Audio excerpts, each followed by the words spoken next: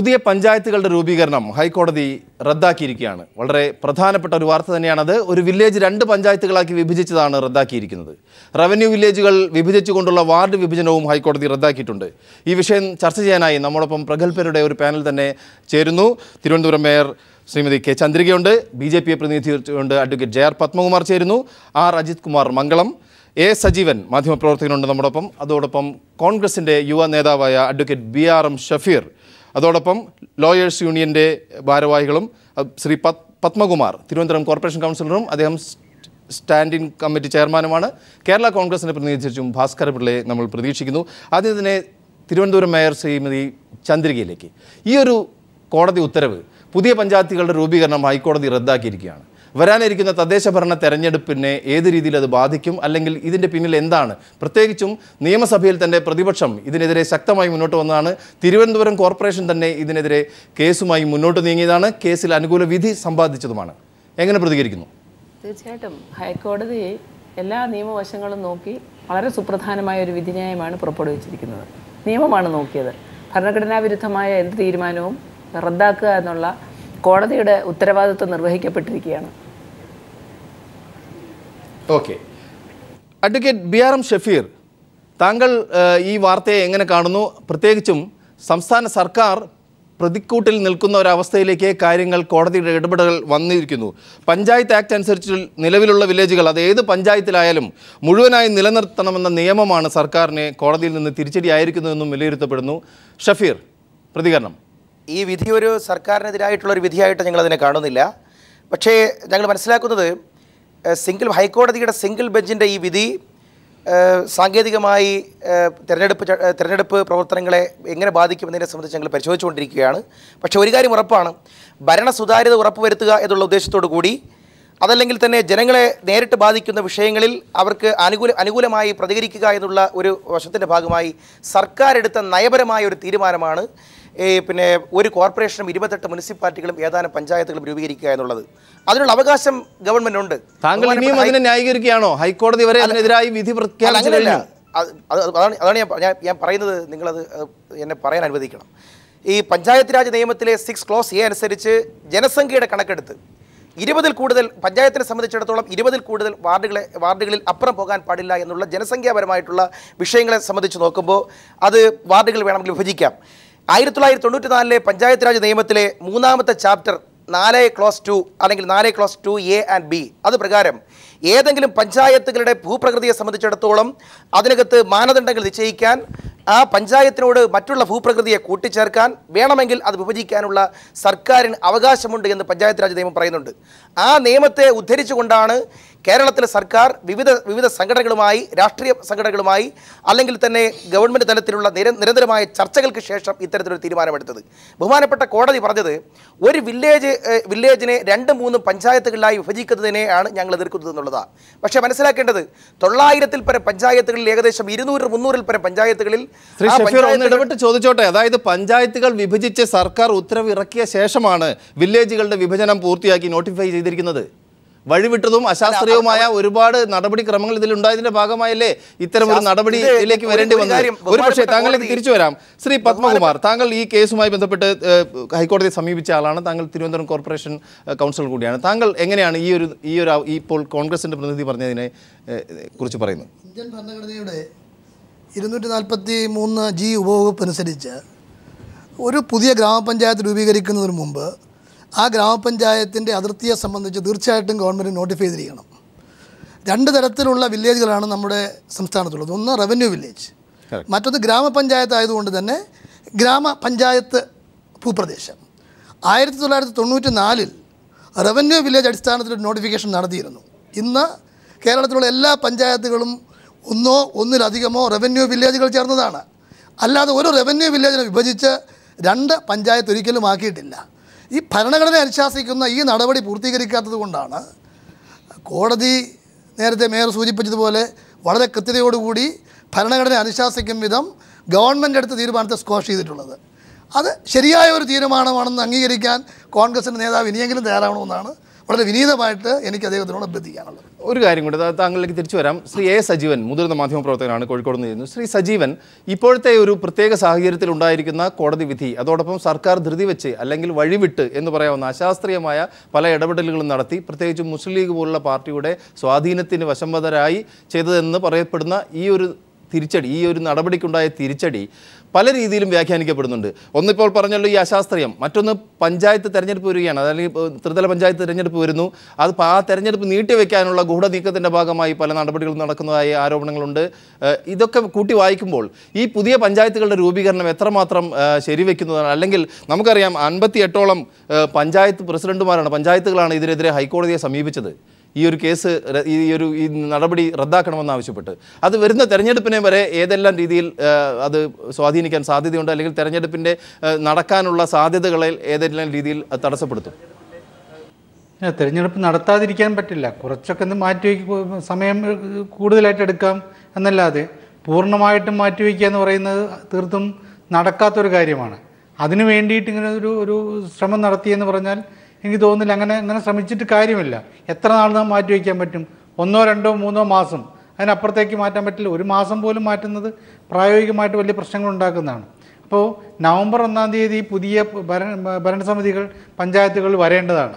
അങ്ങനെ വരുന്നതിന് പകരം ഈ അഡ്മിനിസ്ട്രേറ്റർ ഭരണത്തിലേക്ക് മാത്രം കാര്യങ്ങൾ പോകുന്നൊരവസ്ഥ ഉണ്ടായിക്കഴിഞ്ഞാൽ അത് നമ്മുടെ ഇപ്പോഴത്തെ ജനാധിപത്യ വ്യവസ്ഥയെ തന്നെ ബാധിക്കും. സംസ്ഥാന ഭരണത്തിനും കേന്ദ്ര ഭരണത്തിനും മാത്രം മതി ജനകീയ ഭരണമെന്നും ബാക്കിയെല്ലാം ഉദ്യോഗസ്ഥന്മാർ ഭരിക്കണമെന്നും പറഞ്ഞിട്ട് കാര്യമില്ലല്ലോ.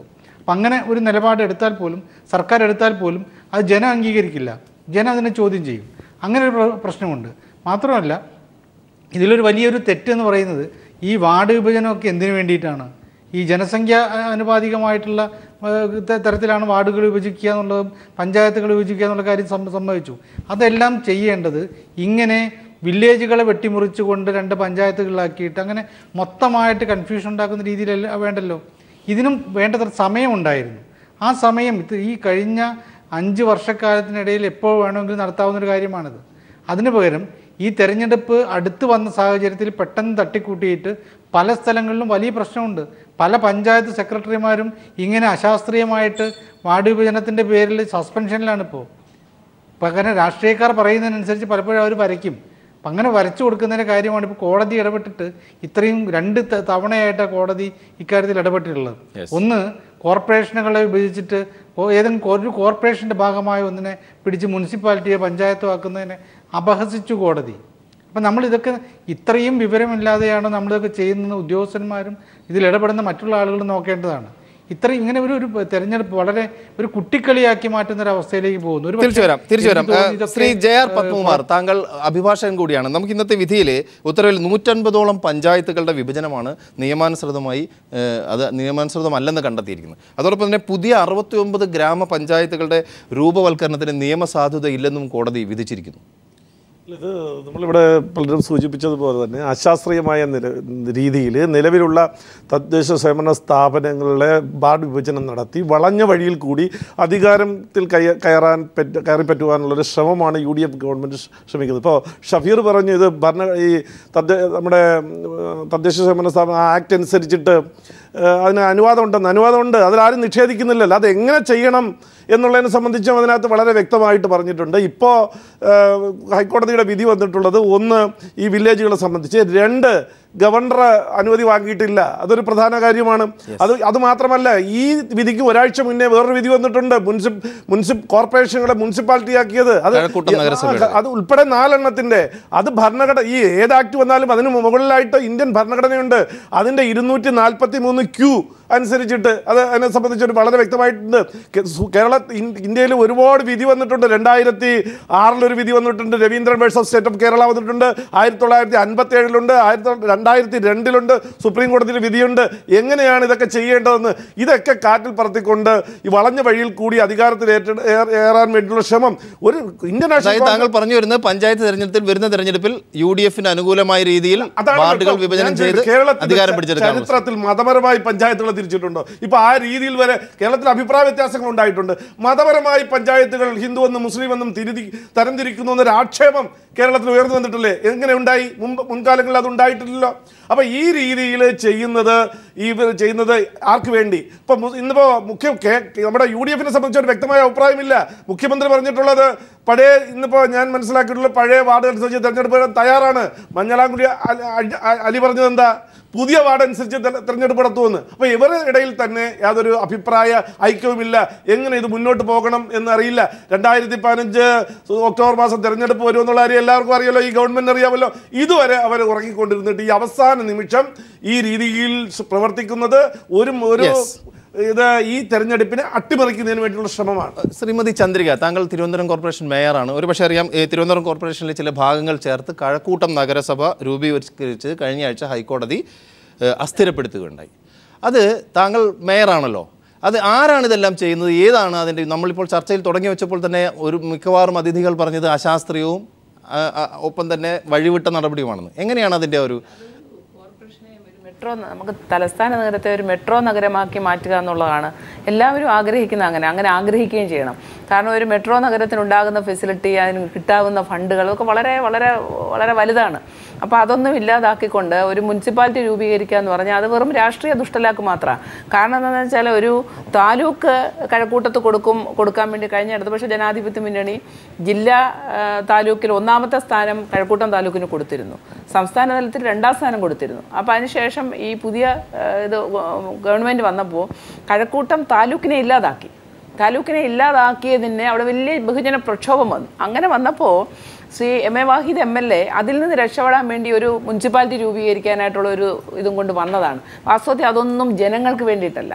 ആ കഴക്കൂട്ടം മേഖല കൂട്ടിച്ചേർത്ത് വന്നതിന് ശേഷം കോടിക്കണക്കിന് വികസന പ്രവർത്തനങ്ങൾ ഞങ്ങൾ അവിടെ നടത്തിയിട്ടുണ്ട്. അല്ല, 2 കാര്യങ്ങളാണ് സംശയം. അതായത് UDF പറയുന്ന ഒരു ന്യായമായി ഉന്നയിക്കുന്ന ഒരു കാര്യം, അതായത് അധികാര വികേന്ദ്രീകരണമാണ്. അപ്പോൾ കൂടുതൽ ജനങ്ങളിലേക്ക് ഇത്തരം സേവനങ്ങൾ ലഭ്യമാക്കാമെന്നുള്ളത്. മറ്റൊന്ന്, ഇത് തിരുവനന്തപുരം കോർപ്പറേഷൻ ആണെങ്കിലും വലിയ ഭൂരിപക്ഷമൊന്നും ഇല്ലാതെയാണ് ഇപ്പോൾ LDF ഭരണത്തിലിരിക്കുന്നത്. അപ്പോൾ അത് ഇങ്ങനെ വിഭജിച്ചു കഴിഞ്ഞാൽ അടുത്ത തെരഞ്ഞെടുപ്പിൽ അത് LDFന് തിരിച്ചടിയാക്കാമെന്നുള്ള പ്രതീക്ഷയും. അതെ, തീർച്ചയായിട്ടും അങ്ങനെ ഒരു രാഷ്ട്രീയ ദുഷ്ടലാക്ക് അതിനകത്തുണ്ട്. ജനങ്ങളുടെ ഒരു വിശാലമായ താല്പര്യം അല്ല അതിൻ്റെ പിന്നിൽ. നല്ലവണ്ണം ഇതേപ്പറ്റി അറിയാവുന്ന ഒരാൾ പോലും, ആ കഴക്കൂട്ടത്ത് താമസിക്കുന്നവർ പോലും അതിനെ അനുകൂലിക്കത്തില്ല. കാരണം ഒരു വിശാലമായ താല്പര്യമാണ് നമ്മൾ കാണേണ്ടത്. കാരണം കോടിക്കണക്കിനായിട്ടുള്ള ഫണ്ടുകൾ വന്ന് ഒരു നഗരം മെച്ചപ്പെടുകയും നഗരത്തിൻ്റെ സൗകര്യങ്ങൾ മെച്ചപ്പെടുകയും എല്ലാ ആനുകൂല്യങ്ങളും ഈ പ്രദേശത്തെല്ലാം ലഭിക്കുകയും ചെയ്യുക എന്നുള്ളതാണ് ഓരോ പൗരനും ആഗ്രഹിക്കുന്നത്. അതുകൊണ്ട് തീർച്ചയായിട്ടും ഈ മുനിസിപ്പാലിറ്റിയാക്കി മാറ്റുക എന്ന് പറയുന്നത് ഭരണഘടനാ വിരുദ്ധമാണ്, ആക്ടിന് വിരുദ്ധമാണ്, ഒരു കാരണവശാലും ചെയ്യാൻ പാടില്ലാത്തതാണ്, ജനദ്രോഹപരമാണ്. അങ്ങനെ ഒരു ജനദ്രോഹ നടപടിയാണ് തീർച്ചയായിട്ടും ഈ ഗവൺമെൻറ് കൈക്കൊണ്ടത്. നമ്മളിപ്പോൾ ഇപ്പോൾ കേരള കോൺഗ്രസിൻ്റെ മുതിർന്ന നേതാവായ ഭാസ്കരപിള്ള കൂടി ചേരുന്നു. ശ്രീ ഭാസ്കരപിള്ള, ഇന്നുണ്ടായ കോടതി വിധി റവന്യൂ വില്ലേജുകൾ വിഭജിച്ചുകൊണ്ടുള്ള വാർഡ് വിഭജനം ഹൈക്കോടതി റദ്ദാക്കിയിരിക്കുകയാണ്. അത് പ്രത്യേകിച്ചും ഒരു കേരള കോൺഗ്രസ് പാർട്ടിയുടെ പ്രതിനിധി എന്ന രീതിയിൽ ഇത്തരമൊരു നടപടി എങ്ങനെ നിങ്ങൾ നോക്കിക്കാണുന്നു? താങ്കൾ ഇപ്പോൾ UDFൻ്റെ ഭാഗമല്ല എന്നറിയാം, എങ്കിൽ പോലും സാധാരണ രീതിയിൽ ഭരണ സൗകര്യത്തിന് വേണ്ടി വലിയ വാർഡുകൾ, ജനസംഖ്യ കൂടുതലുള്ള വാർഡുകൾ വിഭജിക്കുന്നതിനകത്ത് തെറ്റില്ല, വിഭജിക്കാം. പക്ഷേ അത് മാനദണ്ഡങ്ങൾക്കനുസരിച്ച് സമയത്തിനനുസരിച്ച് കൃത്യസമയത്ത് ചെയ്യാൻ കഴിയണം. ഈ ഒക്ടോബറിൽ പഞ്ചായത്ത് തെരഞ്ഞെടുപ്പുകൾ വരുന്നു എന്നുള്ളത് എല്ലാവർക്കും അറിയാം. ഉദ്യോഗസ്ഥന്മാർക്കറിയാം, ഇവിടെ ഭരിക്കുന്ന അധികാരികൾക്കറിയാം, മന്ത്രിമാർക്കറിയാം. പിന്നെ എന്തുകൊണ്ട് ഈ അവസാന സമയത്ത് ഇങ്ങനെ മാനദണ്ഡങ്ങൾ പോലും ഇല്ലാതെ ഏതെങ്കിലും രീതിയിൽ കെട്ടിച്ചമച്ച് ഒരു വാർഡ് വിഭജനം കൊണ്ടുവന്നതിന് ഉത്തരവാദിത്വം ആർക്കാണുള്ളത്? ഞാൻ മനസ്സിലാക്കുന്നത് UDFിലുള്ള അനൈക്യവും ഒരുമിച്ച് നിന്ന് പ്രവർത്തിക്കാനുള്ള അവരുടെ ശേഷിയില്ലായ്മയും കൊണ്ടാണ് ഇങ്ങനെ സംഭവിച്ചിരിക്കുന്നുള്ളതാണ്. അതുമാത്രമല്ല, പഞ്ചായത്ത് മന്ത്രിയും മുനിസിപ്പൽ മന്ത്രിയും തമ്മിൽ ഇതിനകത്ത് ഇതുവരെ യോജിപ്പ് വന്നിട്ടില്ല.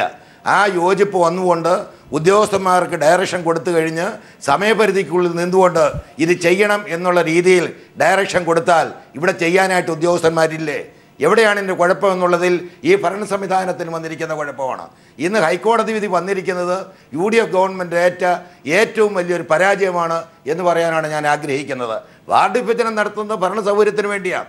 കൂടുതൽ ജനസംഖ്യയുള്ള വാർഡുകൾ വിഭജിച്ച് വികസന പ്രവർത്തനങ്ങൾ ഭംഗിയായി നടത്താൻ കഴിയത്തക്ക രീതിയിൽ അവസരങ്ങൾ സൃഷ്ടിക്കുക എന്നുള്ളതാണ് അതിലൂടെ ചെയ്യുന്നത്. പക്ഷേ അതിന് ചില മാനദണ്ഡങ്ങളുണ്ട്.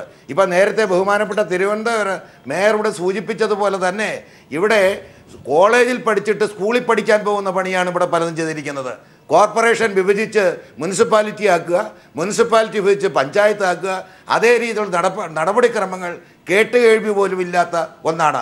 അതല്ല, മാനദണ്ഡങ്ങൾക്കനുസരിച്ച് കൃത്യമായി സമയപരിധിയിൽ നിന്നുകൊണ്ട് ചെയ്യാൻ കഴിയേണ്ടതായിരുന്നു. ഇതെത്രയോ മാസങ്ങൾക്ക് മുൻപ് ഇത് ശരിയായ രീതിയിൽ ചെയ്ത് തീർത്ത് ഗവൺമെൻറ് സമർത്ഥിക്കാൻ കഴിയാവുന്ന ഒന്ന് എന്തുകൊണ്ട് അവർ ചെയ്തില്ല? അതാണ് ഞാൻ സൂചിപ്പിച്ചത്. UDF-ലുള്ള അനൈക്യം, UDF-ലെ ഘടകകക്ഷികൾ തമ്മിലുള്ള അനൈക്യവും UDF-ലെ മന്ത്രിമാർ തമ്മിലുള്ള യോജിപ്പില്ലായ്മയും കൊണ്ട് തന്നെയാണ് ഇത് സംഭവിച്ചിരിക്കുന്നത്. തിരിച്ചു വരാം. ഏതായാലും എല്ലാവരും ഇതിനെതിരായിരിക്കുമ്പോൾ തന്നെ കോൺഗ്രസിൻ്റെ പ്രതിനിധിയായ BRM ഷഫീറിനും നമ്മൾ കൂടുതൽ സമയം നൽകേണ്ടതുണ്ട്. ശ്രീ ഷഫീർ, ഏത് രീതിയിലായിരിക്കും ഇന്ന് ഇപ്പോൾ നമുക്കറിയാം തെരഞ്ഞെടുപ്പ് കമ്മീഷനെ കൊണ്ടുവരെ തെരഞ്ഞെടുപ്പ് സമയബന്ധിതമായി നടപ്പാക്കാൻ സാധിക്കില്ല എന്ന രീതിയിലുള്ള പ്രസ്താവന ഇറങ്ങിയ ഒരു സാഹചര്യം നിലനിൽക്കുന്നു. ഇനി സർക്കാരുമായി കൂടിക്കാഴ്ച നടന്നു, ഓണം അവധി വരുന്നു, അതിന് മുൻപായി തെരഞ്ഞെടുപ്പ് നടത്തണം എന്നുള്ള രീതിയിൽ വരെ ചർച്ചകൾ ഉണ്ടായിരുന്നതാണ്. എന്തായിരിക്കും അതുമായി ബന്ധപ്പെട്ട് ഇനി നടക്കാൻ കഴിയുക? മാത്രമല്ല, ഇത് സിംഗിൾ ബെഞ്ചിൻ്റെ ഈ ഒരു ഉത്തരവിനെതിരെ ഇനി അപ്പീൽ പോകാനായിരിക്കുമോ രാഷ്ട്രീയപരമായ ഒരു തീരുമാനം കൂടി ഉണ്ടാവുക? എങ്ങനെയാണ് താങ്കൾ വിലയിരുത്തുന്നത്? അത്തരം മണ്ടത്തരങ്ങളിലേക്ക് പോകുമോ വീണ്ടും സർക്കാർ? ഈ വിഷയത്തിൽ ഹൈക്കോടതിയെ വെല്ലുവിളിക്കാനോ ഹൈക്കോടതിയുടെ വിധിക്കെതിരായിട്ട് എന്തെങ്കിലും തരത്തിൽ നീങ്ങണമോ എന്ന് ഞങ്ങൾ ഇതുവരെയും തീരുമാനിച്ചിട്ടില്ല. നാളെ ബഹുമാനപ്പെട്ട മുഖ്യമന്ത്രിയും KPC പ്രസിഡന്റും ഉൾപ്പെടുന്ന പാർട്ടി സർക്കാർ ഏകോപന സമിതി നാളെ ഇന്ദിരാഭവനിൽ ചേരുന്നുണ്ട്. ആ കമ്മിറ്റിയുടെ തീരുമാനപ്രകാരമായിരിക്കും ഇതിനെ സംബന്ധിച്ച് എന്താണെങ്കിലും തീരുമാനം പറയാൻ കഴിയുക എന്നുള്ളതനുസരിച്ച് പറയാനുള്ളത്. മറ്റു ചില പ്രതിനിധികൾ പറഞ്ഞ 1-2 കാര്യങ്ങൾ അതിനകത്ത് പറഞ്ഞുകൊള്ളട്ടെ. ഞങ്ങൾ ഏറ്റവും അവസാന നിമിഷമാണ് വാർഡ് വിഭജനം നടത്തിക്കൊണ്ട് UDF-ന് എന്തോ ഒരു ഹിഡൻ അജണ്ട ഉള്ളതായിട്ട് ഈ ചർച്ചയിൽ അവർ പറയുകയുണ്ടായി. അത് അവരുടെ നിയമത്തിൻ്റെ ഒരു പഴുത് നിങ്ങൾ മനസ്സിലാക്കണം. 1994 നിയമപ്രകാരം ചാപ്റ്റർ 3 അനുസരിച്ച് 4(2) അനുസരിച്ച് അതിൽ വകുപ്പ് ഇങ്ങനെയാണ് പറയുന്നത്: ഒരു ഭരണസമിതിയുടെ കാലാവധി തീരുന്ന മുറയ്ക്ക് മാത്രമേ വിഭജനം പാടുള്ളൂ. ഇവിടെ ഒരു കൊല്ലം മുമ്പ് വിഭജനവുമായിട്ട് മുന്നോട്ട് പോകാൻ പറ്റത്തില്ല. ഒരു ഭരണസമിതിയുടെ കാലാവധി തീരുന്ന മുറയ്ക്ക് മാത്രമേ വിഭജന പ്രക്രിയകൾ ആരംഭിക്കാൻ പാടുള്ളൂ എന്ന് പഞ്ചായത്ത് രാജ് നിയമത്തിൽ വ്യക്തമായതുകൊണ്ടാണ് തെരഞ്ഞെടുപ്പ് നടത്താൻ സാധിക്കും. അല്ല, പറയട്ടെ, ഞാൻ പറയട്ടെ. 2010 ഒരു മാസത്തോളം തെരഞ്ഞെടുപ്പ് മാറ്റിവെച്ച ചരിത്രമുള്ളത് ഇടതുപക്ഷത്തിന്. കോൺഗ്രസ് മാറ്റിവെക്കുന്നില്ല. പക്ഷേ അങ്ങനെ മാറ്റിവെക്കേണ്ട സാഹചര്യം ഉണ്ടെങ്കിൽ തന്നെ മാറ്റിവെക്കാൻ പ്രൊവിഷൻ ഇതിനകത്ത് പറയുന്നുണ്ട്. ഭരണഘടനയുടെ അനുച്ഛേദം 243 ഈ പ്രകാരമാണെങ്കിൽ ഒരു കാലാവധി കഴിയുന്ന മുറയ്ക്ക്, ഒരു ഭരണസമിതിയുടെ കാലാവധി കഴിയുന്ന മുറയ്ക്ക് അടുത്ത ഭരണസമിതി വന്നാൽ മതി. പക്ഷേ പഞ്ചായത്ത് രാജ് നിയമത്തിലെ 151 ക്ലോസ് 2 അനുസരിച്ച് നോക്കുകയാണെങ്കിൽ ഏതെങ്കിലും ഒരു പ്രത്യേക സാഹചര്യം കടന്നു വന്നാൽ ഏതെങ്കിലും ഒരു അഡ്മിനിസ്ട്രേറ്റീവ് സമിതിക്കോ ഏതെങ്കിലും ഒരു സ്പെഷ്യൽ ഓഫീസർക്കോ 3-ൽ കുറയാത്ത സ്പെഷ്യൽ ഓഫീസർമാരുടെയോ ഒരു സമിതിക്ക് പഞ്ചായത്തിന്റെ ഭരണം വിട്ടുകൊടുക്കാൻ പഞ്ചായത്ത് രാജ് നിയമത്തിൽ തന്നെ പ്രൊവിഷനുണ്ട്. ഞാനിത് പറയുമ്പോൾ നിങ്ങൾ തെറ്റിദ്ധരിക്കേണ്ട. കോൺഗ്രസ് പാർട്ടി വരാൻ പോകുന്ന തെരഞ്ഞെടുപ്പിന് എതിരാണ് നിങ്ങൾ തെറ്റിദ്ധരിക്കേണ്ടത്. അല്ല ഷഫീർ, അത് താങ്കൾ വളരെ വിദഗ്ധമായി തന്നെ മറുപടി പറയുന്നുണ്ട്. എങ്കിൽ പോലും ഞാൻ പറയട്ടെ, ഇതിൽ നടപടിക്രമങ്ങളില്ലേ? ഒരു നോട്ടിഫൈ ചെയ്യുമ്പോൾ ഗവർണറുടെ മുൻകൂർ അനുമതി വാങ്ങണ്ടേ? മനസ്സിലാക്കിയോ? മേയർ പറഞ്ഞത് തികച്ചും വാസ്തവ വിരുദ്ധമായ കാര്യങ്ങളാണ്. നിങ്ങൾ മനസ്സിലാക്കേണ്ടത്, ഇവിടെ ഇതിനു വേണ്ടി ഒരു ഡീലിമിറ്റേഷൻ കമ്മീഷൻ സർക്കാർ നിയോഗിച്ചിട്ടുണ്ട്. ശ്രീ ഡോക്ടർ മുഹമ്മദ് ഹനീഷും ഇളങ്കോവൻ IAS ഉൾപ്പെടുന്ന ഒരു ഡീലിമിറ്റേഷൻ കമ്മീഷൻ രൂപീകരിച്ചിട്ടുണ്ട്. ആ ഡീലിമിറ്റേഷൻ കമ്മീഷൻ പഞ്ചായത്ത് രാജ് നിയമത്തിലെ 10-11, മുനിസിപ്പൽ നിയമത്തിലെ 13-15 അനുസരിച്ച് എന്തെങ്കിലും ആക്ഷേപമുണ്ടെങ്കിൽ ആക്ഷേപം പറയാൻ അവസരം കൊടുത്തു. കോടതിയിൽ ഇതൊന്നും പറഞ്ഞില്ലേ? അതാണ് ഞാൻ ചോദിക്കുന്നത്. നിലവിലെ ഇതേപോലെ ഒരു തദ്ദേശ സ്വയംഭരണ സ്ഥാപനത്തെ വിഭജിക്കുമ്പോൾ ആ സ്വയംഭരണ സ്ഥാപനത്തിന്റെ അഭിപ്രായം ആരായണം എന്ന വ്യവസ്ഥ ഉണ്ടല്ലോ. അത് നിങ്ങൾ എവിടെയെങ്കിലും പാലിച്ചോ? അല്ല, ഞാൻ അതിന് മറുപടി പറയാം. പറഞ്ഞോളൂ. ഇപ്പൊ ഇവിടെ വില്ലേജുകളുടെ വിഷയം പറഞ്ഞല്ലോ. 900-ൽ പരം പഞ്ചായത്തുകളിൽ പകുതിയിൽ കൂടുതൽ പഞ്ചായത്തുകളിൽ 1-2 വില്ലേജുകൾ ചേർന്ന ഭൂപ്രദേശമാണ്. ഏതെങ്കിലും ഒരു വില്ലേജ് പരിധിക്കകത്ത് മാത്രം വരുന്ന പഞ്ചായത്തുകൾ എത്രയാണെന്ന് കോടതിക്ക് ബോധ്യപ്പെടുത്തേണ്ടതുണ്ട്. ഇവിടുത്തെ തർക്കം എന്താ? വില്ലേജ് പരിധിയെ സംബന്ധിച്ച് വിഭജനം നടത്തിയില്ല എന്നുള്ളതാണ്. ഇപ്പോൾ നിലവിലുള്ള പഞ്ചായത്തുകളുടെ കണക്കെടുത്താൽ ഒരു പഞ്ചായത്ത് തന്നെ 2-3 വില്ലേജുകളുടെ ഭൂപ്രദേശം ഉൾക്കൊള്ളുന്നതാണ്. അത് കോടതിയെ ബോധ്യപ്പെടുത്തേണ്ട കാര്യമാണ്. രണ്ടാമത്തെ വിഷയം നമ്മൾ പറഞ്ഞല്ലോ, ഇവിടെ കോർപ്പറേഷൻ വിഭജിച്ച് മുനിസിപ്പാലിറ്റി ആക്കിയതിനെ സംബന്ധിച്ച് പറഞ്ഞു. ബഹുമാനപ്പെട്ട മേയർ കഴക്കൂട്ടത്ത് പോയത് പറയരുത്. അവിടെ കഴക്കൂട്ടത്തുകാരുടെ വർഷങ്ങളായിട്ടുള്ള ആവശ്യമാണ് പരിഹരിക്കാൻ വേണ്ടിയുള്ള ഒരു നടപടിയാണ് കോൺഗ്രസ് സർക്കാർ എടുത്തത്. ഇവിടുത്തെ വിഷയം കോടതി അംഗീകരിച്ചില്ല. ഞാൻ പറഞ്ഞത് കോർപ്പറേഷന്റെ അഭിപ്രായം ആരായണം. കോർപ്പറേഷൻ പ്രമേയം പാസാക്കി കോടതി ഹാജരാക്കി. കോർപ്പറേഷൻ അതിനുള്ള സമയം കൊടുത്തല്ലോ. ഇവിടെ ഡീലിമിറ്റേഷൻ കമ്മീഷന് മുമ്പാകെ ബഹുമാനപ്പെട്ട മേയർക്ക് റെക്കോർഡുകൾ സഹിതം ഹാജരായി ഒബ്ജക്ഷൻ കൊടുക്കാൻ സമയമുണ്ടെന്നിരിക്കവേ അവിടെ ഒബ്ജക്ഷൻ ഉന്നയിച്ചോ എന്ന് മേയർ മറുപടി പറയേണ്ട കാര്യമാണ്. ഞങ്ങളെ സംബന്ധിച്ചിടത്തോളം കൃത്യമായി ഹാജരായി ഒബ്ജക്ഷൻ കൊടുത്തു. തിരുവനന്തപുരം ജില്ലയിൽ വിഭജിക്കണമെങ്കിൽ ഏറ്റവും ആദ്യം വിഭജിക്കേണ്ട പഞ്ചായത്ത് ഏതാ? പൂവച്ചൽ പഞ്ചായത്താ. വീരടകാവ് പഞ്ചായത്ത് വേണമെന്ന് പറഞ്ഞ് എത്ര കാലമായി അവിടെ ഉള്ള ആളുകൾ എത്ര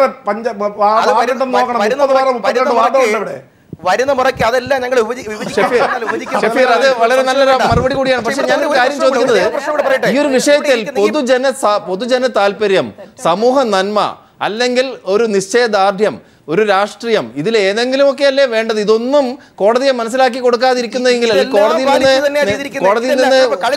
നെഗറ്റീവ് വിധി വരുന്നത് ഇതും തോറ്റു കൊടുത്തതാണോ? ഈ കേസും തോറ്റു കൊടുത്തതാണോ? ഇത് കേസ് തോറ്റു കൊടുത്തതുമല്ല. യഥാർത്ഥത്തിൽ ഭരണഘടനാ തലത്തിൽ തന്നെ പഞ്ചായത്ത് രാജ് നിയമത്തിലെ ഏത് പ്രൊവിഷൻ പ്രകാരമാണ് മുനിസിപ്പാലിറ്റികൾ കോർപ്പറേഷൻ വിഭജിച്ച് മുനിസിപ്പാലിറ്റികളായി കൂടാ, മുനിസിപ്പാലിറ്റി വിഭജിച്ച് പഞ്ചായത്ത് ആയിക്കൂടാ? താങ്കൾക്ക് പറയാൻ സാധിക്കും അങ്ങനെ ഒരു നിയമം തന്നെ അത് ശരിയല്ലെന്നാണ് നമുക്ക് കിട്ടിയിട്ടുള്ള അറിവ്.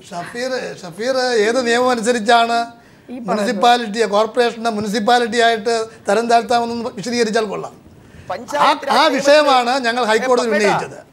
73-74 ഭരണഘടനാ ഭേദഗതിയുടെ സത്ത എന്ന് പറയുന്നത് റെഗുലർ ആയിട്ടുള്ള ഇലക്ഷൻ. ഏത് പ്രൊവിഷനിലാണ് പറയുന്നത് മുനിസിപ്പാലിറ്റികൾ വിഭജിച്ച് പഞ്ചായത്താക്കി കൂടാന്ന്? ഏത് പ്രൊവിഷനിലാണ് പറയുന്നത്? നിങ്ങൾ മറുപടി പറയണം. അല്ല, ഞാൻ പറയട്ടെ, രണ്ട് ഹൈക്കോടതി വിധിയുണ്ട്. 2006 വിധിയുണ്ട്, 2002 വിധിയുണ്ട്. അതിൽ വളരെ വ്യക്തമായിട്ട് ഷഫീർ, താങ്കളുടെ ന്യായങ്ങൾക്കൊപ്പം തന്നെ കുറച്ചുകൂടി അത് കൃത്യമായി പറയുന്നതാണ് നമ്മുടെ ചർച്ചയ്ക്ക് ഗുണകരമാവുക. അല്ലെങ്കിൽ ജനം തെറ്റിദ്ധരിച്ചു പോകും. പക്ഷേ കോടതി പറഞ്ഞത് ഒരു ഡീ പ്രൊമോഷൻ ഉണ്ടാവാൻ പാടില്ല. അതിനെ സംബന്ധിച്ച് വിവിധ വിധികളുടെ ഒരു ഇന്റർപ്രിട്ടേഷനാണ് കോടതി പറഞ്ഞത്. അല്ലാതെ നിയമത്തിൽ അങ്ങനെ ഒരു പ്രൊവിഷൻ ഉണ്ടെന്ന് കോടതി ഇതുവരെയും പറഞ്ഞില്ല. പക്ഷേ ആ കോടതി പറഞ്ഞ സാങ്കേതികത്വത്തെ ഞങ്ങൾ ഉൾക്കൊള്ളുന്നു. നടപടിക്രമമാണ് ഇതിൽ സാങ്കേതികത്വം എന്ന് പറയുന്നത്, അല്ലേ ഷഫീർ? ഒരു പഞ്ചായത്ത് വിഭജിക്കുക, അല്ലെങ്കിൽ പുതിയൊരു പഞ്ചായത്ത് രൂപവൽക്കരിക്കുക, പല സ്ഥലങ്ങളിൽ നിന്നും ജനങ്ങളുടെ തന്നെ ആവശ്യം ഉയർന്നു വന്ന സാഹചര്യം നിലനിൽക്കുന്നുണ്ട്. പക്ഷേ ഇതിലെ നടപടിക്രമങ്ങൾ എവിടെയാണ് നടപ്പാക്കിയിട്ടുള്ളത്? അല്ലെങ്കിൽ ഏത് രീതിയിലാണ് ഗവർണറുടെ അനുമതി വാങ്ങാതെ ഇത് നടപ്പാക്കാനുള്ള ഒരു നീക്കം നടത്തിയത്? ഹൈക്കോടതിയിൽ തോറ്റുപോകുന്നു. ഗവർണറെ കൃത്യമായിട്ട് അറിയിക്കാനുള്ള പ്രൊവിഷൻ അതിനകത്ത് പറഞ്ഞിട്ടുണ്ട്. ആ നടപടിക്രമങ്ങൾ പാലിക്കും. പക്ഷേ ഇവിടുത്തെ പ്രശ്നം എന്താ അറിയോ? ഹൈക്കോടതിയിൽ 80 കേസിൽ 63 കേസിലും എതിരായി നിൽക്കുന്നത് ഇടതുപക്ഷമാണ്. ഇടതുപക്ഷം യഥാർത്ഥത്തിൽ നൂറുകണക്കിന് ആളുകളുടെ, 10,000-കണക്കിന് ആളുകളുടെ വികസന സ്വപ്നങ്ങളുടെ മേലുള്ള കരിനിഴൽ വീഴ്ത്തിക്കൊണ്ടാണ് ഇവർ കേസുമായിട്ട് മുന്നോട്ട് പോയത്. ഒരു നിമിഷം, താങ്കൾക്ക് കൂടി കുറച്ച് കാര്യങ്ങൾ പറയാൻ സാധിക്കുന്നു. ശ്രീ സജീവൻ, ഇതിപ്പോൾ പഞ്ചായത്തുകൾ ഉണ്ടാക്കുന്നു, വില്ലേജുകൾ, അതിന്റെ സാങ്കേതിക പ്രശ്നം കൊണ്ട് വില്ലേജുകൾ വിഭജിച്ചു കൊള്ളുന്നു, അതിന് ശേഷം വാർഡ് വിഭജനവും, ഇതെല്ലാം ഹൈക്കോടതി റദ്ദാക്കിയിട്ടുള്ള ഒരു സാഹചര്യമാണ് നിലനിൽക്കുന്നത്. എന്നിട്ടും ഇപ്പോഴും കോൺഗ്രസിന്റെ പ്രതിനിധിയായ ഷഫീർ പറയുന്നത് ഇതെല്ലാം നടപടിക്രമങ്ങൾ പാലിച്ചുകൊണ്ടുള്ളതാണെന്നും പഞ്ചായത്ത് നിയമത്തിൽ ഒരിക്കലും കോർപ്പറേഷനുകൾ വിഭജിച്ച് മുനിസിപ്പാലിറ്റി ആക്കാൻ പാടില്ല എന്നുള്ള നിയമം ഇല്ല എന്നൊക്കെയുള്ള ന്യായങ്ങളാണ് നിരത്തുന്നത്. ശ്രീ സജീവൻ,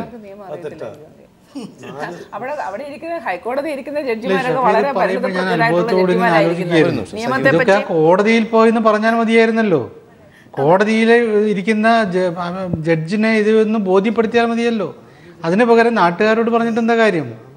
ഇവിടെ ഇതൊരു കോടതിക്ക് മുമ്പാകെ ഒരു വിഷയമായിട്ട് വരുമ്പോൾ അതിനെ കൃത്യമായിട്ട് കോടതിയുടെ സംശയം തീർക്കുന്ന രൂപത്തിൽ ഇതൊന്നും ഭരണഘടനാ വിരുദ്ധമല്ല എന്ന് അദ്ദേഹം സമ്മതിച്ചു. അതവിടെ പോയിട്ട് കോടതിയെ ബോധ്യപ്പെടുത്തുക. അതിന് പകരം ഇവിടെ നാട്ടുകാരോട് പറഞ്ഞിട്ട് കാര്യമില്ല. കോടതി ഇതെല്ലാം പറയുന്നു, ഇന്നത് ഭരണഘടനാ വിരുദ്ധമാണ്, ഗവർണറെ അറിയിക്കാത്തത് തെറ്റാണ്, ഇങ്ങനെ ഓരോന്നും പറയുമ്പോൾ ഇതെവിടെയാണുള്ള, ഏത് കടലാസിലാണുള്ളതെന്ന് അവിടെ ചോദിക്കാമല്ലോ. അല്ല, ഈ കേസ് നടത്തിയ ആളാണ് ശ്രീ പത്മകുമാർ. ഹൈക്കോടതിയിൽ നിന്ന് അനുകൂല വിധി സമ്പാദിച്ചതാണ്. എന്താണ് ഷഫീർ പറഞ്ഞതും കോടതിയിൽ നിങ്ങൾ പറഞ്ഞതും അതിലെ വൈരുദ്ധ്യവും ഒന്ന് ചുരുക്കി വിശദീകരിക്കും? ഞാനാണ് ഈ ഹൈക്കോടതിയിൽ തിരുവനന്തപുരം കോർപ്പറേഷൻ വിഭജിച്ച് കഴക്കൂട്ടം മുനിസിപ്പാലിറ്റി ഉണ്ടാക്കുന്നതിന് എതിരായിട്ടുള്ള കേസ് ഫയൽ ചെയ്തത്. ഞാൻ ഉയർത്തിയ ആർഗ്യുമെൻ്റ് മുഖ്യമായിട്ടും ഒരു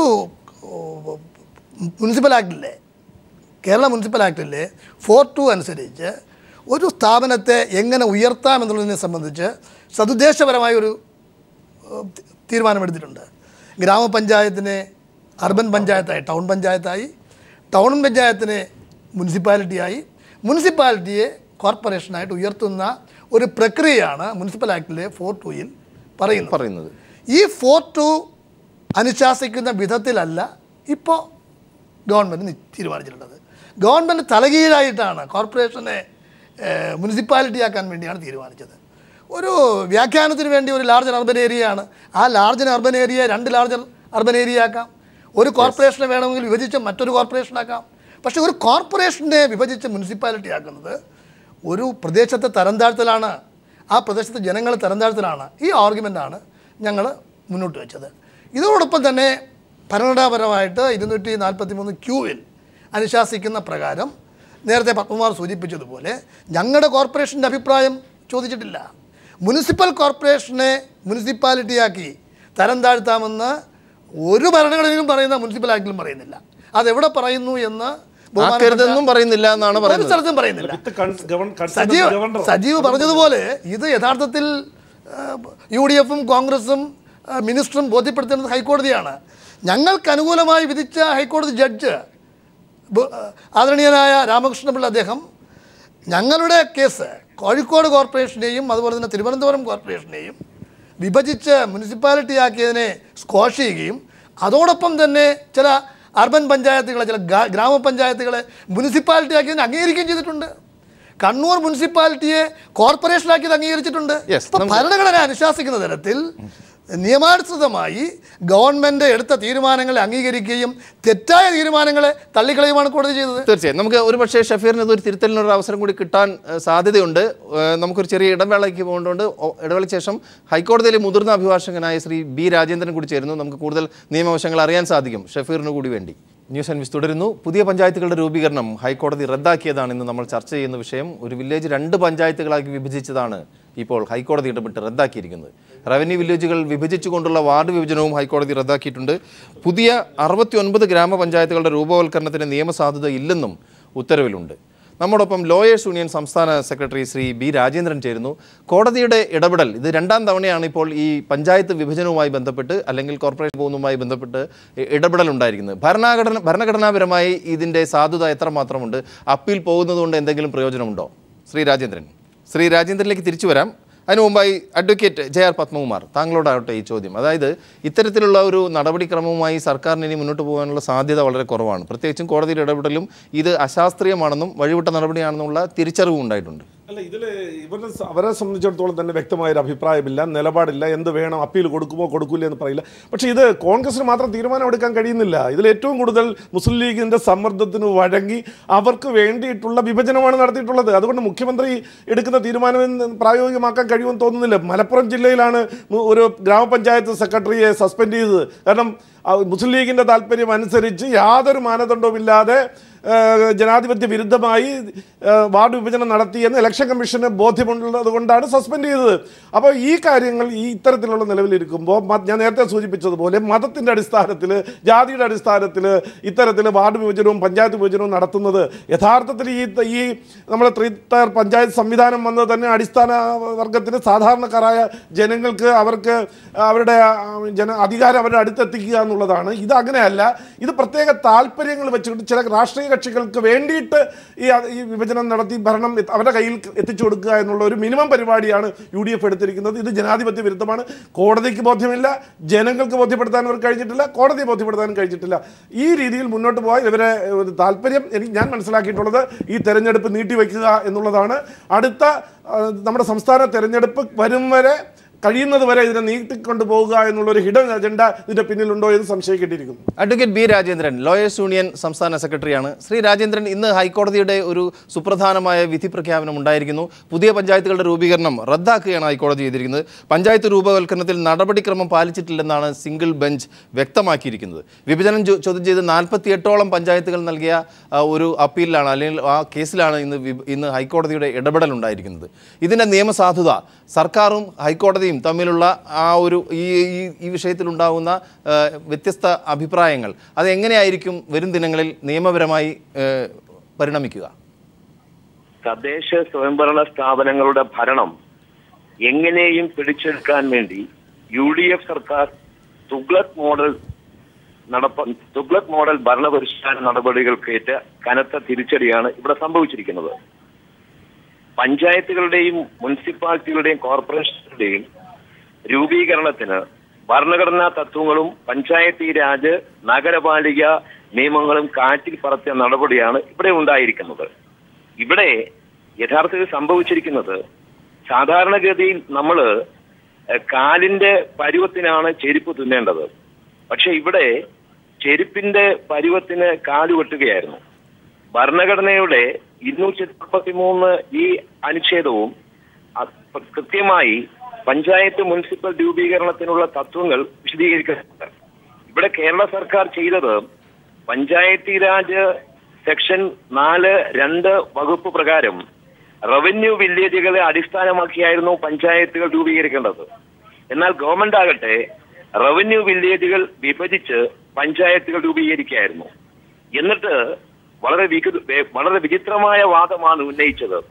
ഞങ്ങൾ ഇപ്പോൾ റവന്യൂ വില്ലേജുകൾ വിഭജിച്ച് പഞ്ചായത്തുകൾ രൂപീകരിക്കുന്നു, പിന്നീട് ഞങ്ങൾ ഈ പഞ്ചായത്തുകളുടെ അടിസ്ഥാനത്തിൽ റവന്യൂ വില്ലേജുകൾ നടപ്പാക്കുക എന്നുള്ളതാണ്. ഇവിടെ ഒരു കാര്യം പരിശോധിക്കേണ്ടത്, ഗവൺമെന്റിന്റെ ഇത്തരത്തിലുള്ള നിയമപരമായ നടപടികൾക്ക് എല്ലാവിധ പിന്തുണയും എല്ലാവിധ പരിശോധനകളും നടത്തുന്നത് അഡ്വക്കേറ്റ് ജനറലും സർക്കാരിന്റെ അഭിഭാഷകരുമാണ്. അഡ്വക്കേറ്റ് ജനറലും സർക്കാരിന്റെ അഭിഭാഷകരും മിടുമിടുക്കന്മാരാണെന്നാണ് മുഖ്യമന്ത്രി അടക്കമുള്ളവർ പറയുന്നത്. പക്ഷെ ഒന്നിനു പുറകെ ഒന്നായി തദ്ദേശ സ്വയംഭരണങ്ങളുമായി ബന്ധപ്പെട്ട തെരഞ്ഞെടുപ്പ് ഈ നിയമങ്ങളെല്ലാം പരാജയപ്പെടുകയാണ്. ഈ എങ്ങനെയും തെരഞ്ഞെടുപ്പ് നീട്ടിക്കൊണ്ടുപോവുക എന്ന ഹിഡൻ അജണ്ട ഇവിടെയുണ്ട്. മാത്രവുമല്ല, കോർപ്പറേഷനുകളെ വിഭജിച്ച് മുനിസിപ്പാലിറ്റികളാക്കിയ നടപടിയെ ഹൈക്കോടതി വളരെ രൂക്ഷമായിട്ടാണ് വിമർശിച്ചത്. 1ാം ക്ലാസ്സിൽ നിന്നും 2ാം ക്ലാസ്സിലേക്കും 3ാം ക്ലാസ്സിലേക്കും പ്രൊമോഷനാണ് കിട്ടേണ്ടത്.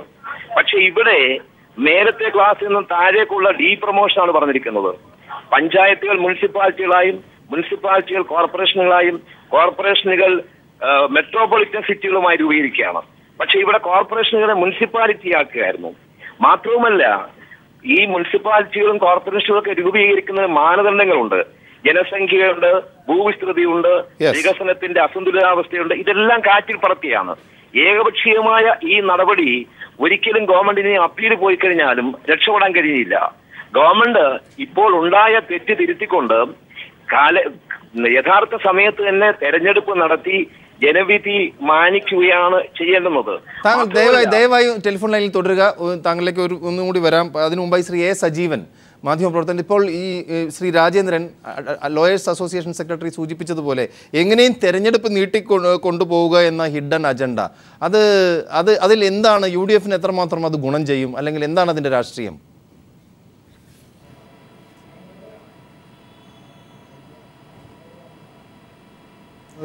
തീർച്ചയായിട്ടും ഇത്തരം ഗ്രാമപഞ്ചായത്ത് തിരഞ്ഞെടുപ്പുകൾ ഉണ്ടാകുന്ന സമയത്ത് ഈ ഇത്തരത്തിലുള്ള പഞ്ചായത്തുകളുടെ വിഭജനവും അതിന് ഡീലിമിറ്റേഷനൊക്കെ സ്വാഭാവികമായിട്ട് നടക്കാറുള്ളതാണ്. അത് നടക്കുന്നത് ശാസ്ത്രീയമായിട്ടാവണമല്ലോ. ഏത് മുന്നണി ഭരിക്കുമ്പോഴും അവരുടെ താല്പര്യങ്ങൾക്കനുസരിച്ച് ഇതിനനുസരിച്ചുള്ള വിഭജനങ്ങൾ ഉണ്ടാവാറുണ്ട്. അത്തരത്തിലുള്ളൊരു വിഭജനം അത് കടന്നുപോയി എന്നുള്ളതാണ് എനിക്ക് പലപ്പോഴും തോന്നിയത്. കാരണം പലപ്പോഴും നമ്മുടെ സങ്കല്പങ്ങൾ തെറ്റിച്ചുകൊണ്ട് വില്ലേജുകൾ വെട്ടിമുറിക്കുന്ന ഒരവസ്ഥയിലേക്ക് കാര്യങ്ങൾ പോയി. അതാണ് ഇതിൽ ഉണ്ടായിട്ട് ഏറ്റവും വലിയ പ്രശ്നം. അതിൻ്റെ ആ കടന്നു കയറ്റമാണ് കോടതിയെ പോലും ബോധ്യപ്പെടുത്താൻ നമ്മുടെ സർക്കാർ അഭിഭാഷകർക്ക് പറ്റാതെ പോയത്. കാരണം അവർക്ക് ഏത് തരത്തിൽ ന്യായീകരിക്കണം എന്നറിയില്ല. അങ്ങനെ ഒരു അവസ്ഥ ഉണ്ടായതാണ്. കാരണം ഇത് എനിക്ക് നീട്ടിക്കൊണ്ടുപോകുന്നതിനേക്കാൾ കൂടുതൽ സ്വാഭാവികമായിട്ടും കൂടുതൽ സ്ഥലങ്ങളിലെ ഭരണം കിട്ടുക. ഇപ്പം തിരുവനന്തപുരം കോർപ്പറേഷൻ്റെ ഭരണം UDF-ന് കിട്ടുന്നതിൽ, കോഴിക്കോട് കോർപ്പറേഷൻ്റെ ഭരണം UDF-ന് കിട്ടുന്നതിനൊക്കെ ഒരുപക്ഷേ ഇത്തരത്തിലുള്ള വിഭജനങ്ങളൊക്കെ ഇപ്പം ബേപ്പൂർ ഉൾപ്പെടെയുള്ള ഭാഗങ്ങളൊക്കെ മാറിക്കഴിഞ്ഞാൽ, ബേപ്പൂരും എലത്തൂരുമൊക്കെ മാറിക്കഴിഞ്ഞാൽ, കഴിഞ്ഞ തവണ തന്നെ ഉള്ള ഇത് വെച്ച് നോക്കിക്കഴിഞ്ഞാൽ കോഴിക്കോട് കോർപ്പറേഷനിലെ പഴയ വാർഡുകൾ UDF-ന് അനുകൂലമായിട്ടാണ്. അപ്പോൾ ഈ ബേപ്പൂരും എലത്തൂരും പോലുള്ള സ്ഥലങ്ങൾ മാറിക്കഴിഞ്ഞാൽ കിട്ടാവുന്ന കുറേ ഗുണമുണ്ട്. അപ്പോൾ അത് ആ താല്പര്യമായിരിക്കണം. ഈ ഇലക്ഷൻ മാറ്റിവെക്കുക എന്ന് പറയുന്ന തന്ത്രം കൊണ്ട് പ്രത്യേകമായൊരു നേട്ടം കിട്ടാനില്ല. കാരണം ഇത് കുറച്ച് കഴിഞ്ഞാൽ പോലും ഇതിനേക്കാൾ വലിയ പ്രശ്നങ്ങളിലേക്ക് കാര്യങ്ങൾ പോകും. അപ്പോൾ അതുകൊണ്ട് ഇപ്പോഴുണ്ടായിട്ടുള്ളത് പറഞ്ഞാൽ ഇത് സാധാരണഗതിയിൽ എല്ലാ സമയത്തും ഉണ്ടാകുന്നതിന് അതിനും അപ്പുറത്തേക്കായിപ്പോയി. അത് കോടതിയിലെത്തിയപ്പോൾ കോടതിയിൽ ഇപ്പം ഇവിടെ ചർച്ചയിൽ വാദിക്കുന്ന വാദമൊന്നും കോടതിയുടെ മുമ്പാകെ എത്തിക്കാൻ ഒരുപക്ഷെ കോടതിയുടെ സർക്കാരിൻ്റെ അഭിഭാഷകർക്ക് അതിന് കഴിവില്ലാതെ പോയി. ആ ഒരു പ്രശ്നമാണ് ഇവിടെ ഉള്ളത്. തിരിച്ചു വരാം. ശ്രീ BR ഷഫീർ കോൺഗ്രസിന്റെ യുവ നേതാവാണ്. നമുക്കറിയാം, സംസ്ഥാന തെരഞ്ഞെടുപ്പ് കമ്മീഷൻ തന്നെ പറഞ്ഞത് 2010-ലെ വാർഡ് വിഭജനം പ്രകാരം തദ്ദേശ സ്വയംഭരണ തെരഞ്ഞെടുപ്പ് നടത്താവുന്നതാണെന്ന്. അതിലെന്തെങ്കിലും വിയോജിപ്പുണ്ടോ? അത് രാഷ്ട്രീയപരമായി ഏതെങ്കിലും രീതിയിൽ തടസ്സങ്ങളുണ്ടോ? അല്ലെങ്കിൽ എന്തിനെയാണ് ഭയപ്പെടുന്നത്? ഷഫീർ, എന്തിനാ ഭയപ്പെടുന്നത്? ഈ അടുത്ത കാലത്ത് ഇറങ്ങിയ അരുവിക്കര ഉപതെരഞ്ഞെടുപ്പിന് ശേഷം ഇറങ്ങിയ സർവേ റിപ്പോർട്ട് പ്രകാരമാണെങ്കിൽ UDF-ന് അനുകൂലമായ ട്രെൻഡ് ഗ്രാമങ്ങളിലും നഗരങ്ങളിലും നിൽക്കുകയാണ്. 70% മുനിസിപ്പാലിറ്റികളും 70% തദ്ദേശ സ്വയംഭരണ സ്ഥാപനങ്ങളും ഇന്നും ഭരിക്കുന്നത് കോൺഗ്രസ് ആണ്. ഞങ്ങളെ സംബന്ധിച്ചിടത്തോളം ഇപ്പോഴല്ല, എപ്പോൾ തെരഞ്ഞെടുപ്പ് നടത്തിയാലും കോൺഗ്രസ് അനുകൂലമായ ഒരു അന്തരീക്ഷം ഉണ്ടാകും. ബഹുമാനപ്പെട്ട ലോയേഴ്സ് യൂണിയന്റെ ആൾ പറഞ്ഞതുപോലെ ഇതിനകത്ത് ഒരു സംസ്ഥാന സെക്രട്ടറിയാണ് സംസ്ഥാന സെക്രട്ടറി, ബഹുമാനായ സംസ്ഥാന സെക്രട്ടറിയോട് ഞങ്ങൾക്ക് പറയാനുള്ളത്, കോടതിയെ യഥാസമയം പിന്നെ സർക്കാർ അഭിഭാഷകർ ബോധ്യപ്പെടുത്തിയെന്നതിനെ സംബന്ധിച്ച് ഞങ്ങൾ പരിശോധിക്കും. പക്ഷേ ഇത് UDF-ന്റെ കാലത്ത് ആദ്യമായിട്ട് നടത്തിയ ഒരു സംഭവമായിട്ടാണ് ഇവരെല്ലാം ചിത്രീകരിക്കുന്നത്. ഇടതുപക്ഷ ജനാധിപത്യ മുന്നണിയുടെ കാലത്താണ് വിവിധ പഞ്ചായത്തുകൾ കോർപ്പറേഷനുകളാക്കിയത്, വിവിധ പഞ്ചായത്തുകളിൽ മുനിസിപ്പാലിറ്റിയോടൊപ്പം ചേർത്തത്. ഇത് കാലാകാലങ്ങളിൽ ജനങ്ങളുടെ താല്പര്യപ്രകാരം സദുദ്ദേശത്തോടുകൂടി എടുക്കുന്ന തീരുമാനമാണ്. അതേ UDF-ഉം ചെയ്തിട്ടുള്ളൂ. LDF ഇന്നലകളിൽ അത് ചെയ്തിരുന്നു. പിന്നെ ഇലക്ഷൻ മാറ്റിവെക്കുന്നതിനെ സംബന്ധിച്ച് ഇലക്ഷൻ മാറ്റിവെക്കുന്ന ഒരു പ്രശ്നമില്ല എന്ന് ഇന്നത്തെ വാർത്താ സമ്മേളനത്തിൽ കേരളത്തിലെ മുഖ്യമന്ത്രി അസന്ദിഗ്ധമായി പറഞ്ഞിട്ടുണ്ട്. 2000 കൃത്യസമയത്ത് തന്നെ പഞ്ചായത്ത് നഗരപാലിക ഇലക്ഷൻ നടത്തുന്ന പ്രോസസ്സുമായി ഗവൺമെൻറ് മുന്നോട്ട് പോകും. ഇവിടെ ഈ പറയപ്പെടുന്ന ഹൈക്കോടതിയിൽ അപ്പീൽ വേണമോ എന്നുള്ള സംബന്ധിച്ച് നാളെ ഞങ്ങൾ തീരുമാനമെടുക്കും. പക്ഷേ ഒരു കാര്യം ഞാൻ ഇപ്പോൾ, എന്തിനാണ് ഷഫീർ അപ്പീൽ പോകുന്നത്? കോടതിയുടെ ഉത്തരവ് മാനിക്കുകയല്ലേ നല്ലത്. ഇനി സമയമുണ്ടോ? കോടതിയുടെ ഉത്തരവ് മാനിക്കുന്നതിൽ കോൺഗ്രസ് പാർട്ടിക്ക് ഒരു കാലത്തും കോടതിക്കെതിരായ ഒരു നിലപാട് ഞങ്ങൾ എടുത്തിട്ടില്ല, ഇനി എടുക്കുകയുമില്ല. പക്ഷേ ഒരു കാര്യം നമ്മൾ മനസ്സിലാക്കേണ്ടത്, ഭരണഘടനയ്ക്ക് അകത്ത് നിന്നുകൊണ്ട് ഒരു ഗവൺമെന്റിന് എടുക്കാനുള്ള, നേരത്തെ പറഞ്ഞതുപോലെ ഈ ചാപ്റ്ററിലെ 4 ക്ലോസ് 2 അനുസരിച്ച് അതിർത്തികൾ പുനർനിർണ്ണയിക്കാനും കൂട്ടിച്ചേരാനുമുള്ള സർക്കാരിൻ്റെ അവകാശത്തെ ഇന്റർപ്രറ്റ് ചെയ്തതിലുണ്ടായ വീഴ്ച ഉണ്ടായോ എന്ന് പരിശോധിക്കാൻ ഗവൺമെന്റ് ബാധ്യതയുണ്ട്. ഞങ്ങളത് പരിശോധിക്കും. പിന്നെ ഇവിടുത്തെ കാര്യം, ഇവിടെ അപ്പീലിൻ്റെ സാധ്യതയെക്കുറിച്ച് ഞങ്ങൾ ഒരിടത്തും പറഞ്ഞിട്ടില്ല. ഇവിടെ കൃത്യമായി ഞാൻ ഒരു കാര്യം ഉറപ്പിച്ച് പറയാം, കൃത്യസമയത്ത് തന്നെ ഞങ്ങൾ ഇലക്ഷൻ നടത്തും. 2010 ഒരു മാസക്കാലത്തോളം സ്പെഷ്യൽ ഓഫീസർമാർക്ക് അധികാരം വിട്ടെടുത്തുകൊണ്ട് തെരഞ്ഞെടുപ്പ് നീട്ടിവെച്ച ചരിത്രം ഞങ്ങൾക്കില്ല. ഇടതുപക്ഷ ജനാധിപത്യ മുന്നണി ഭരിക്കുമ്പോഴാണ് ഇലക്ഷൻ ഒരു മാസത്തോളം നീട്ടിവെച്ചുകൊണ്ട് സ്പെഷ്യൽ ഓഫീസർമാർക്ക്, പഞ്ചായത്ത് സെക്രട്ടറിമാർക്ക് ഭരണം കൊടുത്ത ചരിത്രം. ഈ ഒരു മാസം കൊണ്ട് ഇനി നടത്താവുന്ന കാര്യങ്ങളാണോ ഇപ്പോൾ കോടതി റദ്ദാക്കിയ നടപടികളും? ഞങ്ങൾ അത് തന്നെയാണ് പറഞ്ഞത് 2010 വോട്ടർ പട്ടിക അനുസരിച്ച് തെരഞ്ഞെടുപ്പ് നടത്തേണ്ടതുണ്ടോ? അങ്ങനെയാണെങ്കിൽ ഞങ്ങൾക്ക് ഒരു പിടിവാശിയും ഇക്കാര്യത്തിലില്ല, ഞങ്ങൾ നടത്തും. ജനങ്ങൾക്ക് ഇവിടെ ഇപ്പോൾ വരാൻ പോകുന്നത് എന്താണെന്നറിയോ? പുതിയ പഞ്ചായത്തുകൾ രൂപീകരിച്ചത് കൊണ്ട് ജനങ്ങൾക്കുണ്ടായ ഉപകാരമുണ്ടായി, ജനങ്ങളിലുണ്ടായ അനുകൂലമായ ട്രെൻഡ് ഈ പറഞ്ഞ ആളുകൾക്കെല്ലാം എതിരായിട്ട് വരും.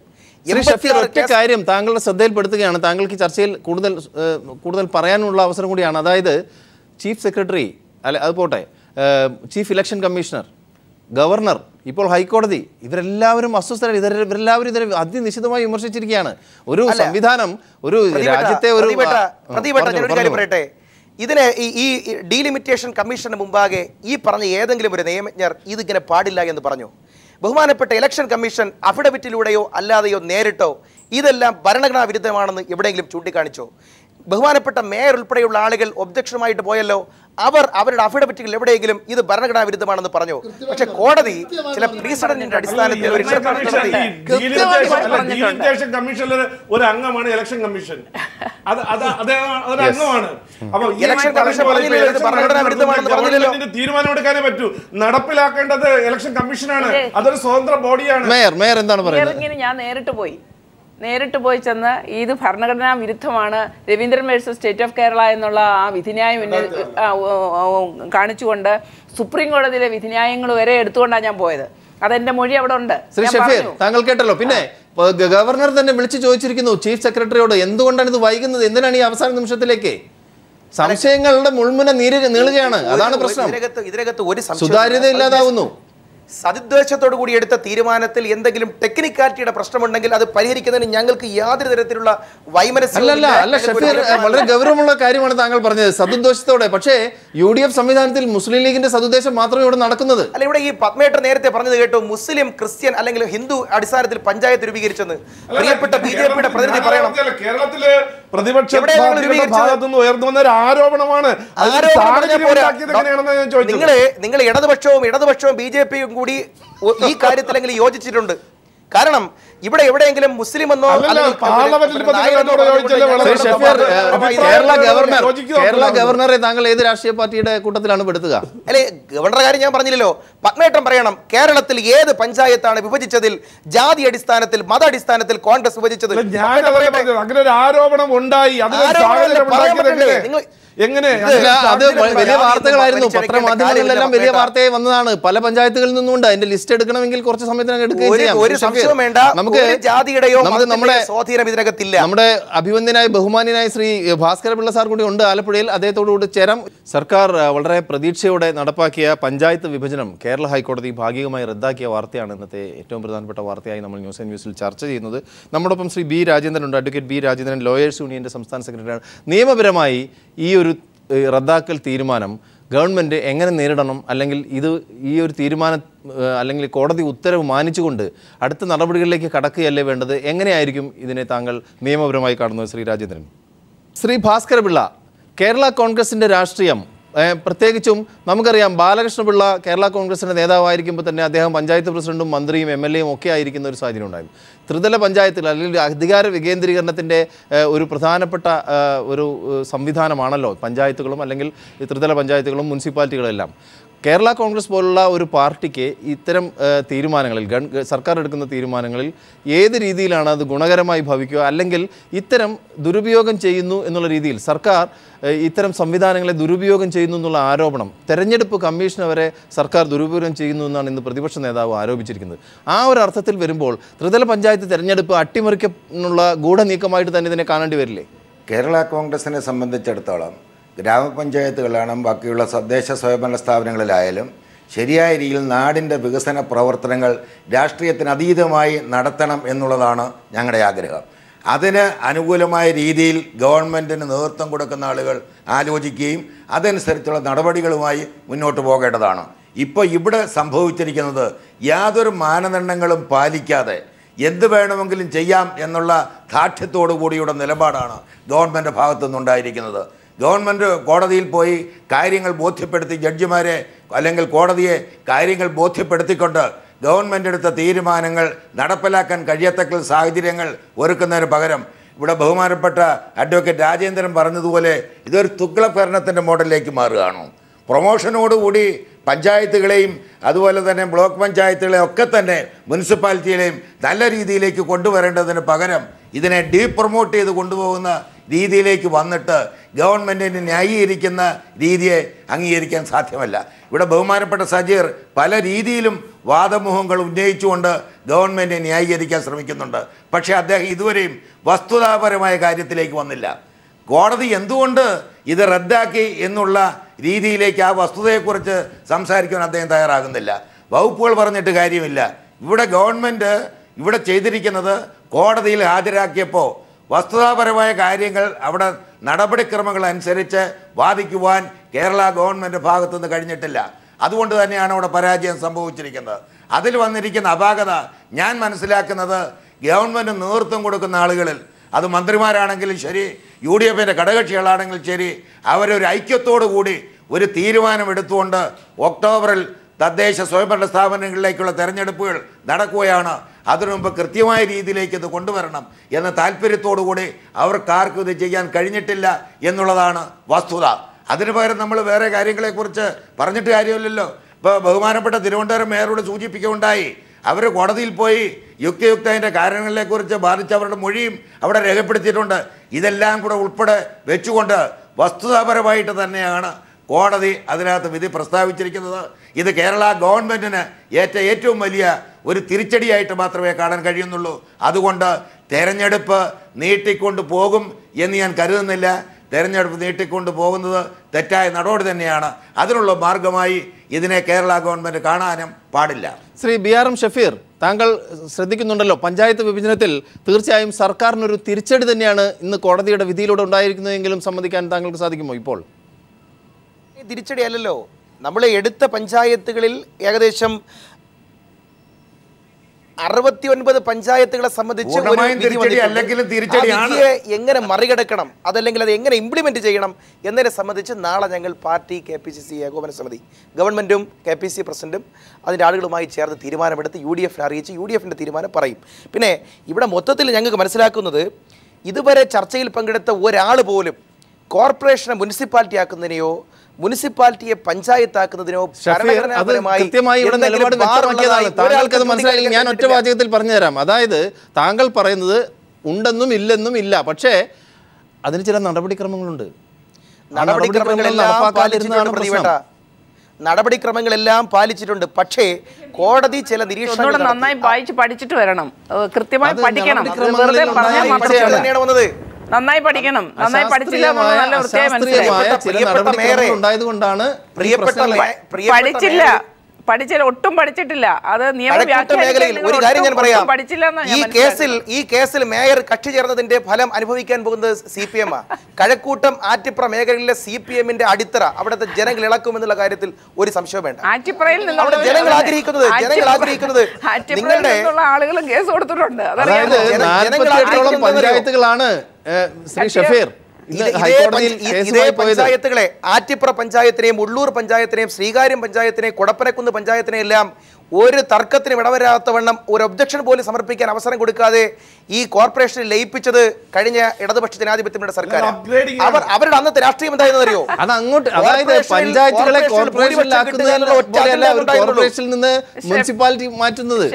നിങ്ങൾ നിയമം പഠിച്ചിട്ട് പറയൂ, പഠിക്കാതെ പറയാതെ. മേയർക്ക് പറയാൻ പറ്റോ?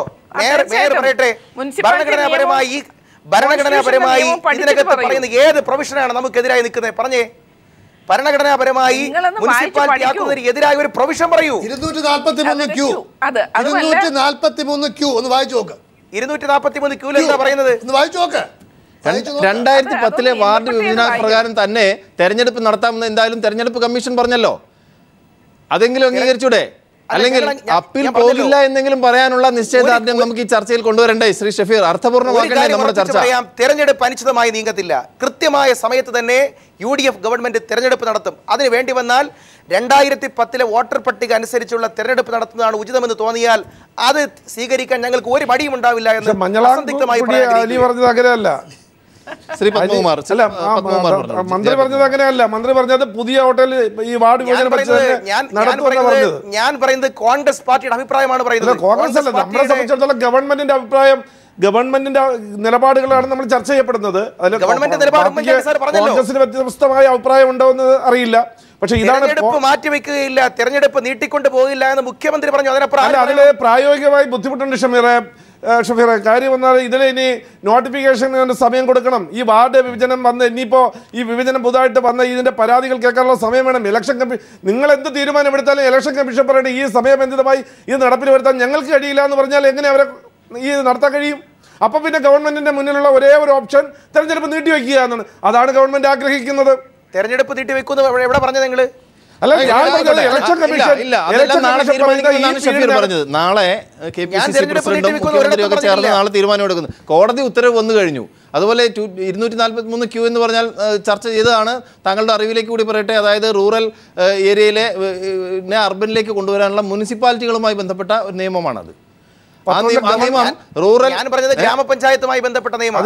ഗ്രാമങ്ങളെ അർബനാക്കാന്ന് ഗ്രാമങ്ങളിൽ നിന്ന് നഗരവൽക്കരണത്തിലേക്ക് പോകുക, അല്ലാതെ നഗരങ്ങളെ വിഭജിച്ച് ഗ്രാമങ്ങളാക്കുകയല്ല. ഈ വിഷയത്തെ സംബന്ധിച്ച് ഭരണഘടനയ്ക്കകത്ത് തന്നെ ഭരണഘടനാ നിയമജ്ഞർക്ക് തന്നെ പല അഭിപ്രായ വ്യത്യാസങ്ങളും ഉണ്ടെന്നാണ് ഞാൻ മനസ്സിലാക്കുന്നത്. പോയിന്റിലാണ് ഹൈക്കോടതി ഇത് ഭരണഘടനാ വിരുദ്ധമാണെന്ന് പറഞ്ഞത്. നിയമത്തിൽ അവ്യക്തത ഉണ്ടെങ്കിൽ നമുക്ക് കോടതി വിധി എടുക്കാമല്ലോ. സുപ്രീം കോടതി വിധിയുണ്ടല്ലോ, 2002 2006 ഈ 243 Q എന്ന നിയമത്തിൽ എല്ലാം വളരെ വ്യക്തമാണ്.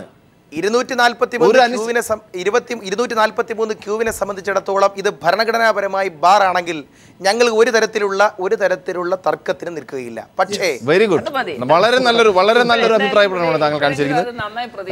ശ്രീ JR പത്മകുമാറിന് പറയാം അവസാനമായി. അല്ല, അത് ഇത് തന്നെയാണ്. ഇത് ജനങ്ങളെ സംബന്ധിച്ചിടത്തോളം ഈ നമുക്കറിയാം പഞ്ചായത്ത് രാജ് ആക്ടിൻ്റെ ആ സത്ത ഉൾക്കൊണ്ടുകൊണ്ട് അവർക്ക് അധികാരം അവർ അടുത്തെത്തിക്കുന്ന രീതിയിലുള്ള ഒരു സംവിധാനമാണ് ജനങ്ങൾ ആഗ്രഹിക്കുന്നത്. അതിന് ഈ ഗവൺമെൻറ് തയ്യാറാകണം. ഈ വളഞ്ഞ വഴിയിൽ കൂടി അധികാരം പിടിച്ചെടുക്കുക, അപ്പോൾ അതിന് സാധിച്ചില്ല എങ്കിൽ തെരഞ്ഞെടുപ്പ് മാറ്റിവെക്കാനുള്ള സമീപനത്തിലേക്ക് പോകാതെ യഥാർത്ഥത്തിൽ ജനഹിതം പ്രതിഫലിപ്പിക്കുന്ന ഒരു തെരഞ്ഞെടുപ്പ് മാറ്റാൻ കഴിയണം. ഈ അവസ്ഥയെ കൊണ്ടുവന്നത് ഇലക്ഷൻ കമ്മീഷനെ കൊണ്ട് പറയിക്കണം, ഞങ്ങൾക്ക് ഇപ്പൊ തെരഞ്ഞെടുപ്പ് നടത്താൻ പറ്റത്തില്ല. അതാണ് ഉദ്ദേശം. അപ്പൊ ഞങ്ങൾ ഗവൺമെന്റ് നടത്താൻ ഞങ്ങൾ തയ്യാറാ, പക്ഷെ ഇലക്ഷൻ കമ്മീഷൻ പറയുന്നു ഞങ്ങൾക്ക് ഇപ്പോൾ നടത്താൻ പറ്റത്തില്ല. അപ്പൊ ഇലക്ഷൻ കമ്മീഷൻ ഈ പതനത്തിലേക്ക് കൊണ്ടുവന്ന് എത്തിച്ചതാരാ? ഇലക്ഷൻ കമ്മീഷൻ തന്നെ പറഞ്ഞിട്ടുണ്ട്, 2 വർഷം മുമ്പ് തന്നെ അവര് ഈ കാര്യം അറിയിച്ചു. എന്തെങ്കിലും ഉണ്ടെങ്കിൽ അത് അറിയിക്കണം. 2 വർഷം മുമ്പ് തുടങ്ങിയതാണ്. ഈ അന്തിമ നിമിഷത്തിലല്ല അത് ചെയ്യേണ്ടത്, നേരത്തെ ചെയ്തു വെക്കണ്ടേ? തീർച്ചയായും. ശ്രീ A സജീവൻ. ഇതിൽ തീർച്ചയായിട്ടും ചെയ്യേണ്ട ഒരു കാര്യം, ഷഫീർ പറഞ്ഞനുസരിച്ച് അവർ ശുഭാപ്തി വിശ്വാസമുള്ളവരാണെങ്കിൽ സാങ്കേതികമായ ചില പിഴവുകൾ ഉണ്ടായിട്ടുണ്ട്. അവർക്ക് നാളെ തന്നെ അപ്പീൽ കൊടുത്ത് ഇത് തിരുത്താമല്ലോ. ഇതുവരെ പറ്റിപ്പോയ എല്ലാ തെറ്റുകളും തിരുത്താം. അതിനവർ തയ്യാറാവട്ടെ. അങ്ങനെ ഉണ്ടെങ്കിൽ അല്ല, ശ്രീ ഷഫീർ വളരെ വളരെ വളരെ യുവത്വമുള്ള അല്ലെങ്കിൽ ഊർജ്ജസ്വലനായ ഒരു യുവ കോൺഗ്രസ് നേതാവാണ്. അദ്ദേഹം ഇവിടെ ചർച്ചയിൽ പങ്കെടുത്തിട്ടെങ്കിലും ഒരു തിരിച്ചറിവിൻ്റെ രൂപത്തിൽ അദ്ദേഹം പറഞ്ഞത് തീർച്ചയായും മാറ്റം അനിവാര്യമാണ്, ആ മാറ്റത്തിന് ഞങ്ങൾ തയ്യാറുമാണെന്നാണ്. അദ്ദേഹത്തിൻ്റെ മൂത്ത കാരണവന്മാർ അത് അംഗീകരിച്ചാൽ മാത്രം മതി. ശ്രീ സജീവൻ, ഞാനീ പറയുന്നത് തീർച്ചയായിട്ടും അത് ഷഫീർ പറഞ്ഞ അവസാനം പറഞ്ഞ് ഞാനും കേട്ടു. കാരണം നാളെ പറയുമല്ലോ. ഏത് കാര്യത്തിൽ ഞങ്ങൾ അത് ഇന്നേ പ്രഖ്യാപിക്കാവുന്നതാണ്. UDF അല്ല, പാർട്ടിയുടെയും സർക്കാരിന്റെയും ഏകോപന സമിതി ഇന്ദിരാഭവനിൽ കൂടി തീരുമാനം അന്തിമമായിട്ട് എടുക്കും. അങ്ങനെ ഒരു തീരുമാനം താങ്കൾക്ക് ശുഭാപ്തി വിശ്വാസമുണ്ട് ഷഫീർ? അല്ല, പാർട്ടിയും സർക്കാരും തമ്മിലുള്ള മാത്രം പോലെ UDF-ന് മൊത്തമായിട്ട് ബോധ്യപ്പെടുത്തും കേട്ടോ. ഈ വിഷയങ്ങളെല്ലാം മാത്രമാണ് ഇതിൽ ബഹുമാനപ്പെട്ട KPC പ്രസിഡന്റ് മുഖ്യമന്ത്രിയും കൂടി ബോധ്യപ്പെടുത്തും. വളരെയധികം നന്ദി ഈ ചർച്ചയിൽ പങ്കെടുത്തതിന്. Thiruvananthapuram mayor Shrimati Chandrika, JR Padmakumar BJP നേതാവ്, അതോടൊപ്പം ശ്രീ A സജീവൻ മാധ്യമപ്രവർത്തകൻ, അഡ്വക്കേറ്റ് BRM ഷഫീർ കോൺഗ്രസിൻ്റെ യുവ നേതാവ്, ശ്രീ പത്മകുമാർ CPM-ന്റെ തിരുവനന്തപുരം കോർപ്പറേഷൻ കൗൺസിലും സ്റ്റാൻഡിംഗ് കമ്മിറ്റി ചെയർമാനുമാണ്, ശ്രീ ഭാസ്കരപിള്ള കേരള കോൺഗ്രസ്, അതോടൊപ്പം advocate B Rajendran lawyers union സംസ്ഥാന സെക്രട്ടറിയാണ്.